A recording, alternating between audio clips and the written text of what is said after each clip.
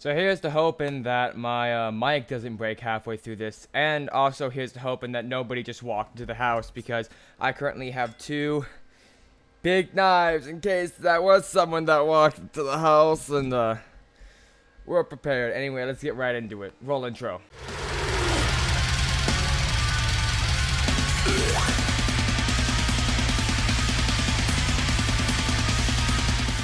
So, I thought of this idea to start a series of, hey, there are a lot of people that give advice out there, especially on vocals, so let's research them. And also, sorry if I look sweaty. Not only is it like 80 something outside and it's and the AC in this room is broken, but also I just finished mowing the lawn, so I'm gonna be a bit disheveled right now. But I had this idea to start a series for people that give advice on screaming. I thought, why don't I watch their videos and take my years of experience with screaming personally and see if it's good advice. And so the first one that I came across is a rather small channel, but really he shouldn't be this small from the videos I have seen of his. His channel name is Oregon T. I will have hopefully a thing up here of a screenshot of his thing. And his is at Oregon T444. Again, I'll have a screenshot of his thing. Go check him out. From what I've seen of his videos, he's been a... Oh, I hope I didn't just mess up my mic. From what I've seen of his videos, he's been a really good advice giver. And he really deserves more attention. So go check him out, if you will, please. And we're going to hop right into it. So without further ado, let's hop right into it. And let's check out some of his videos. The first one I check out is his How to Metal Scream false chord video. Of course, we won't have time to go over all of this because, well, that's 25 minutes and I also don't want to get copyright struck by this man. So we're just going to skim through this video and we're going to skim through two other videos. So let's watch this one. Both of my bands have a new song out. This one... Activated sigh. This can be dangerous because when you do that kind of noise, you are tensing your throat in a way that can cause harm. So, firstly, I just want to go over this. He's going over a very important point here. He's talking right now about the basic sound of the false chord. What he's doing is he's saying that oftentimes people tell you frustrated sigh, but that can translate into it's having a lot of compression in the throat. Isn't a good idea. With screaming nor singing or anything just in general. I mean, one thing, I'm not warmed up, so of course things aren't going to sound great if I try to give examples, but he does make a very good point with that frustrated sigh can be made to where people think that they have to really tense up for a scream. And that's true, because a lot of the time when we think about screaming, a lot of people have this misinterpretation that it's the sound that is really forced, when realistically it's not. A lot of people's approach to screaming is that forced sound, like, that's a lot of people's interpretation of what you're actually doing, when realistically it's a very relaxed thing. Like, if I'm warmed up, I can give a very relaxed false chord mid, not really thinking about it. So he does bring up a very good point, and I'm glad that that's something that in his video of how to do false chord, one of the first things he talks about in 2 minutes into the video is about that misconception. Move on. We're starting to get closer. We're going to try to mix those sounds together. The and the to Another very good thing that I see, he's talking about how your scream is not exactly supposed to be without pitch, because you need that note, you need your vocal folds to channel the air properly so that your false folds can come in and make a sound. He makes a very good point here, and I'm very happy to see this, because a lot of people will talk about completely pitchless screams or completely, like, some people call them voiceless screams. And it's possible to achieve a scream that has no true phonation underneath the scream, but oftentimes that's not really what people want to sound like, and they think that they want to sound like that just because they want that very brutal false chord sound, but they don't understand the proper technique behind that brutal false chord sound. All right. Love you. Bye. Bye. Love you too. Bye-bye.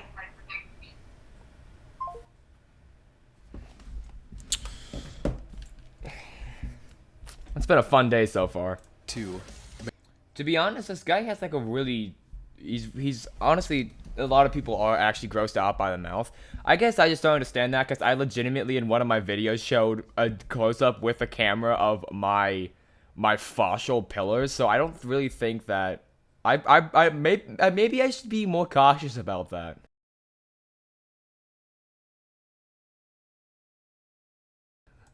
Make the sound, but then we're going to imagine it going forward and up. Chat, you can't do that.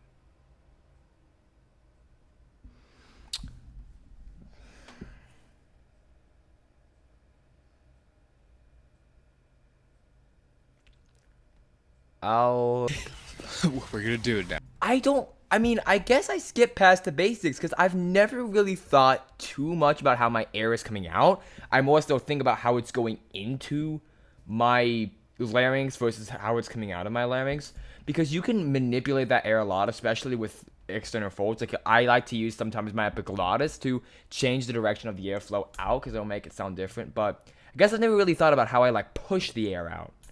The amount that you're pushing is making the perceived pitch sound higher. I don't know how or why that works, but it just does. But because I'll actually explain that to you right now. More air makes a lower. Wait, does more air make lower or higher? Less air makes higher, okay? Because with less air, you have a tighter space.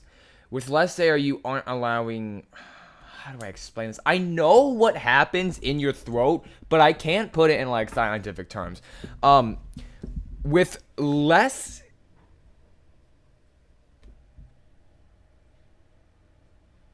I legitimately think there's someone in this house right now. Think about the difference between a fry scream and a false chord scream. Fry screams require less air. They're higher. There's more tension, I guess, is a good way to put it. There's more constriction with a fry scream, especially high fry screams, because you need to constrict more to get that sound. Think about it like a kettle or like a flute. Okay, if you have a really big hole that you're pushing air through, then you're gonna have a lower sound. If you have a really tight hole that you're pushing air through, you're gonna have a higher sound. It's the same thing with whistling. It can change the sound and make it higher. It all has to do with airflow through a cavity and how that interprets it. It's more so just a thing of if you have more air in a bigger space, it's lower. Less air in a tighter space, it's higher. I think. this only really applies for when you're beginning and starting out, because once you're like an expert on doing low screams, you can do them in any like position. Like As the guy who like low screams are his forte, yeah, low screams are really easy to get, especially because I have a lower voice, and yes, your voice is gonna affect your screams. Like how you sound naturally will affect how your screams sound, and since I have a naturally lower voice, I will find it easier to get lower screams better. Going to like that video. That was a good video. Good, solid false chord tutorial. Now we're gonna come over to. I'm not gonna be on this video. I know I'm not, but I just want to see if I'm gonna be on this video.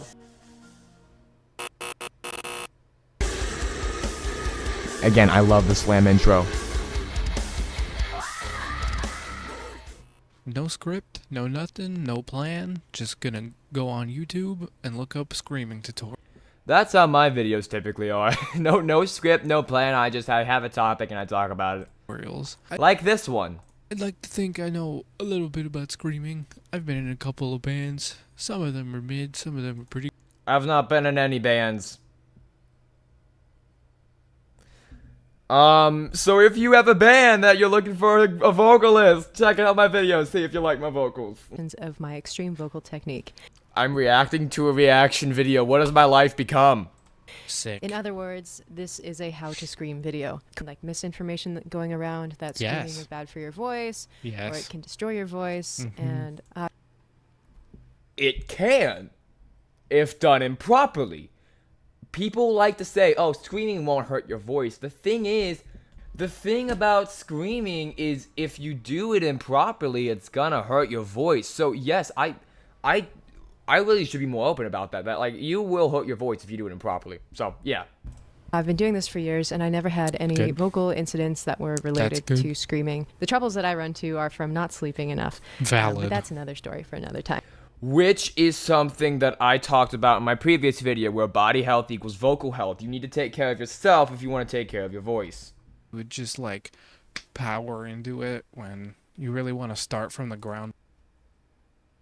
I think I have that mic cable. Wait. I think I have that same XLR cable. With the spring heavy duty jack. I have that same XLR cable, dude. I have that same XLR cable. Dang. Sorry, I just noticed that. That's not at all related to screaming. When you like practice breath support, it's good to do the straw in a water bottle technique. I'm fresh out of water and I ain't got no straw, so I can't show you, but you know what that is. It's my favorite warm-up. That's my favorite warm-up right there. Great for breath support. Great for just understanding how to move through your vocal range. It's awesome.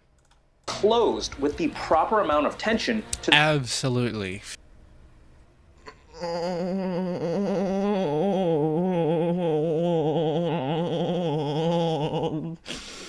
Nothing hurts me more than people confusing tension and compression. They are two completely different things. Let me say it again. They are two completely different things. Tension is this. Compression is this. This requires no tension. This requires no tension in your voice. This is what tension does. This is what compression does. There. Okay, I completely forgot that was a thing. But yeah, is the basis of fry screams. it's not. It's a good warm up though for getting that area ready, but it's very far removed.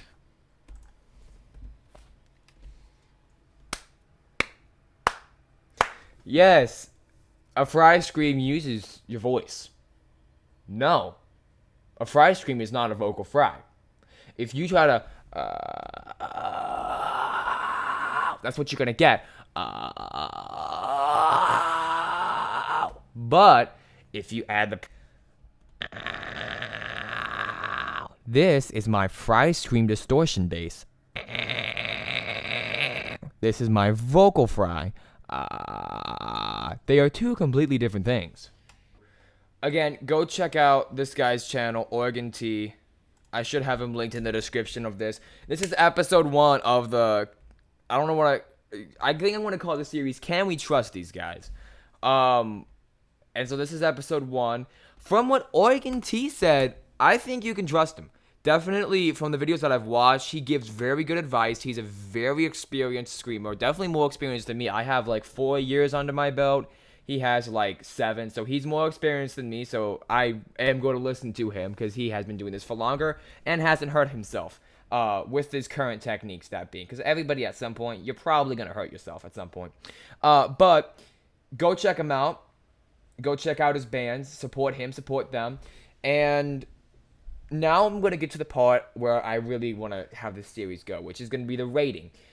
I think what I'm going to do is I'm going to have a rating for his advice, a rating for his screams, and a rating for overall.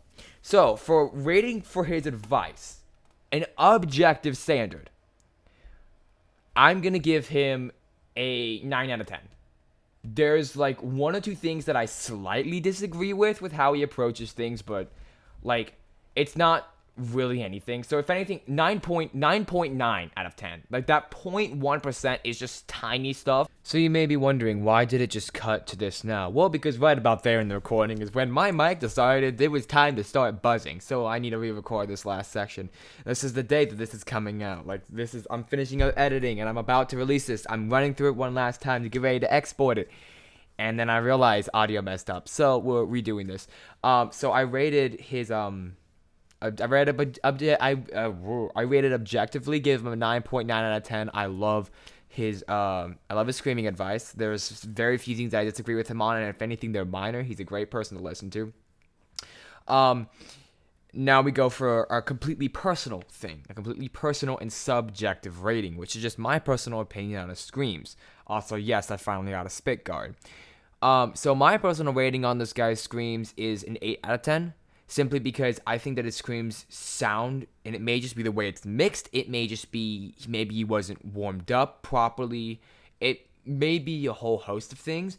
But to me personally, listening to his raw screams, they could include a bit more pitch. But again, that's just me. And hey, just because I don't like it doesn't mean that there aren't people that don't like it. And if you like it, you like it. That's the thing about screams. If you like it, you like it. It's not something that you have to go with what everybody else says. But yeah, give him an 8 out of 10 for his personal screams. And that's just my personal rating. But even so, his screams still are really good. And they are really killer. And so the overall rating that he gets is, 9.9 is basically 10. And 8 is 8. So a 9 out of 10. So his overall rating is a 9 out of 10. Now, of course, nobody can be perfect. So a 9 out of 10 is pretty much the best score that you can get, which is amazing. So, yeah, this guy gives good advice. Organ T gives great advice on not just screaming, but vocal health in general. And he's a great source. Go check him out. Go check out his band. Support him. Support them. And go to him if you have any questions, if he answered a thing on screaming. I watched a couple other of his videos, I think. I watched the one where he goes over, it's something titled like the worst screaming advice ever or something on his channel, where it's the lady that the Wall Street Journal had explain screaming. And that one was funny. Go watch that one. I watched that one. It was honestly really hilarious. I like that one. But yeah, go check out his channel. Go watch his videos. He hasn't posted much, but what he has posted on that channel is great. So go check it out. And Mr. Organ T, if you're watching this, keep putting out videos. And I recognize this is quite shameless, but I would love to collab in the future if you would be willing to do that. Let me know. I don't have Instagram. I have an email in my YouTube bio though, so for business purposes only.